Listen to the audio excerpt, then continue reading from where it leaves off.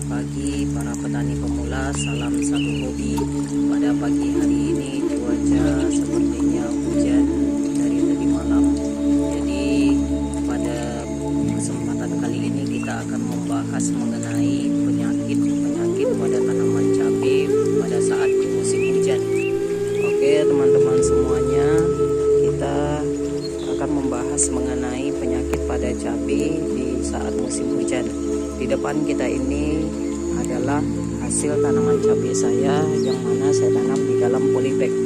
Umurnya kurang lebih 2 bulan, jadi udah mulai berbuah. Cuman karena cuaca yang tidak menentu, kadang hujan, kadang panas, sehingga penyakit-penyakit mulai bermunculan. Salah satu penyakit yang akan kita bahas pada pagi hari ini adalah mengenai penyakit di musim hujan. Penyakit di musim hujan itu sangat banyak tentunya, terkhusus jamur pada tanaman cabai. Oke, mungkin langsung saja. Di depan kita ini ada satu polybag yang mana terserang penyakit akibat layu. Layunya itu adalah cendawan pada bagian batang. Nah, cendawan ini biasanya akan muncul ketika cuaca hujan kemudian tiba-tiba panas, artinya cuacanya ekstrim ya. Nah, ini layu batang, dia menyerang bagian pangkal batang di sini. Ini terlihat perbedaannya, di atas hijau, di bawah terserang warnanya warna hitam. Itulah yang menandakan bahwasanya tanaman cabai kita itu terserang jamur batang.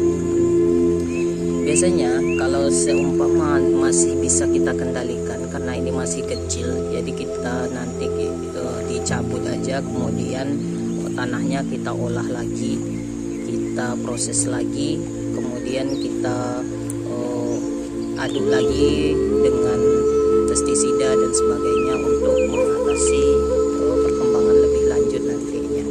Kalau seumpama tanaman kita itu menyerang di bagian dahan, di bagian sini misalnya, itu bisa kita potong aja supaya jamurnya tidak menyebar. Akan tetapi karena jamurnya itu udah tumbuh di bagian bawah, bagian sini, itu mau nggak mau ya kita buang dan kita cabut aja.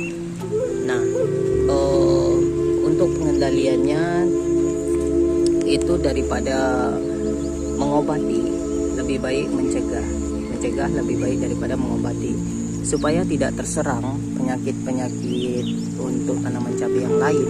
Itu kita harus rutin dalam proses perawatan.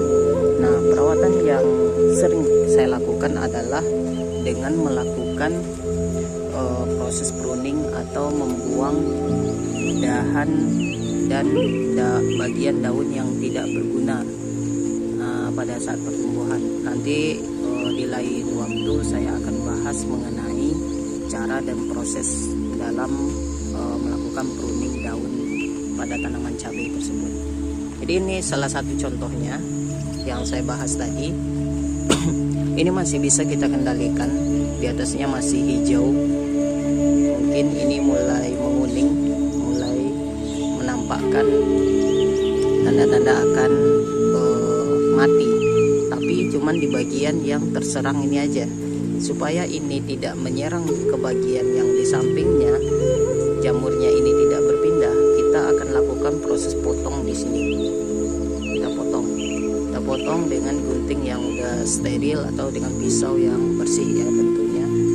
Nah, ini kita potong, kemudian kita rawat, kita kasih pupuk lagi, kemudian tanahnya ini kalau bisa kita lakukan proses pengolahan, kita campur, kita aduk lagi tentunya, supaya air atau genangan air di musim hujan itu tidak mengakibatkan pertumbuhan bakteri atau jamur di bagian tanah tersebut.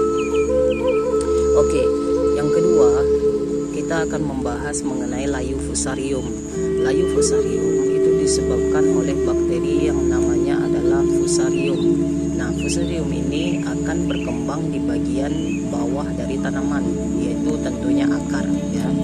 Nah, jadi di tanaman cabai kita yang satu polybag ini dari atas sampai ke bawah tidak ada menunjukkan tanda-tanda terserangnya bakteri, karena nggak ada yang berwarna hitam, beda sama yang di sampingnya ini tanda hitam, ini juga berwarna hitam ya. Nah, ini tidak ada menunjukkan tanda-tanda warna hitam. Lalu pertanyaannya, bagaimana kok bisa terjadi? Itu layu fusarium yang kita namakan tadi menyerang bagian akar. Jadi memang tidak kelihatan kalau kita cabut itu akarnya berwarna hitam. Akarnya masih utuh, cuman dia udah berubah menjadi warna hitam karena diserang oleh bakteri yang namanya bakteri fusarium. Salah satu cara untuk pengendalian bakteri fusarium adalah dengan melakukan pemberian cendawan trichoderma, atau di pasaran kita bisa mengenal istilah trichoderma sp. Nah, itu akan kita kocor selama 2 minggu sekali atau 1 minggu sekali.